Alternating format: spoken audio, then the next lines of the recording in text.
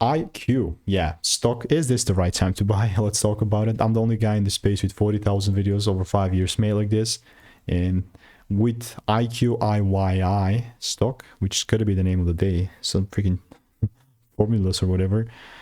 Zooming out, let's see from the weekly chart. Not the best, not the worst, but it definitely is a bearish market. Like, I'm not looking at IQ stock and saying, right, it's such a bullish buy. No, they definitely have a supply on the weekly chart here, and unless I see a full candle close breaking above 254 or something, this is not a bullish thing whatsoever. So yeah, I'll continue to keep you updated.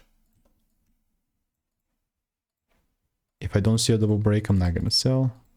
That's ultimately how IQ is looking like. So all I'm doing here in the meantime is I'm waiting. And if you want to learn how I'm making 5-10K per month with eye indicators, click the first link in the description, get my free emails, and I will continue to keep you updated. Goodbye and enjoy.